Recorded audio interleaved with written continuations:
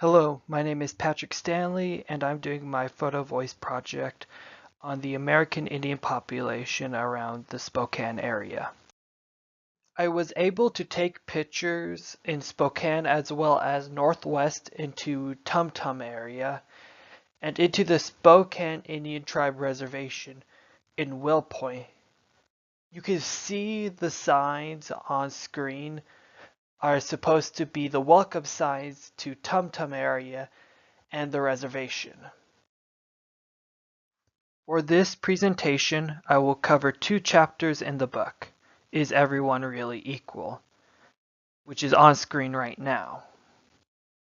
Chapter 4 deals with oppression, and a bit of Chapter 2 that discusses the dominant group, which is needed to be understood in order to fully understand oppression.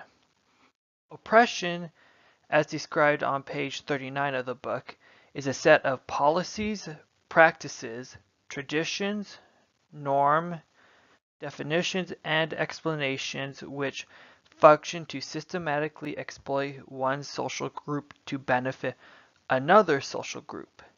In this case, the other social group is the dominant group. As stated on page 25, the dominant group is considered to be the social group that is at the top of the social hierarchy and is the group that is valued more highly than any other group. Understanding oppression and dominant group is necessary for understanding what happened to the American Indians. Before the United States was a country, Indians were considered to be the dominant group in North America.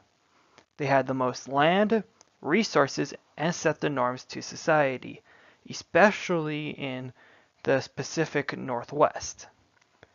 Colonists, when they first arrived in America, would not have survived the harsh environments without the support and resources of the dominant group, the Indians. Colonists were able to take advantage of the Indian tribes not being unified as one nation and use their superior technology to systematically weaken and destroy the Indian tribes one at a time. Throughout this conquest, Indians slowly lost their democracy in America, lost their resources, and were forced to cower to the white colonists. The four pictures that are being shown are two paintings of what the history of Indians used to be like, as well as two paintings on a rock to show their history.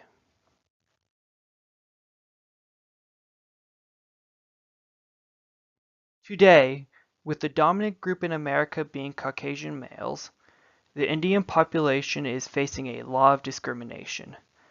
Beginning with their quality of life, the Spokane Indian population is being forced to live on reservations of around 159,000 acres of land, compared to their 3 million acres that they lived on in the past.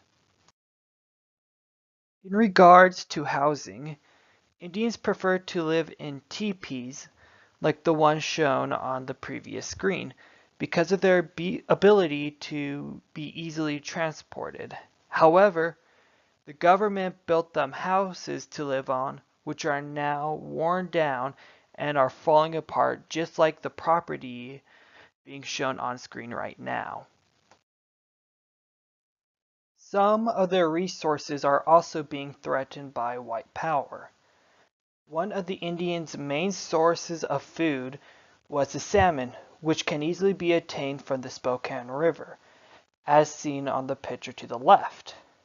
With the creation of the Spokane Dam, which is the picture on the right, it became much more difficult for them to obtain the salmon they needed to survive.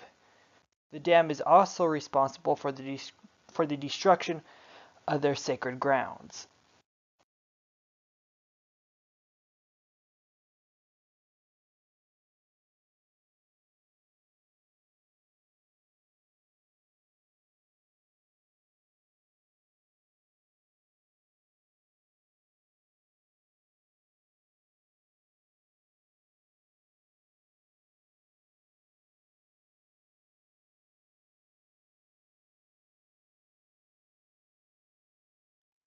Without a source of food or income, it became difficult for the Indians to live where they were accustomed to.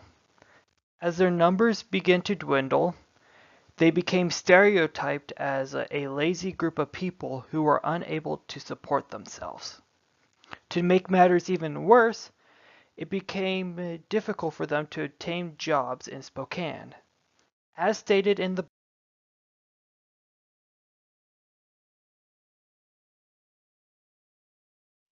common Indian has to resort to things like selling fireworks.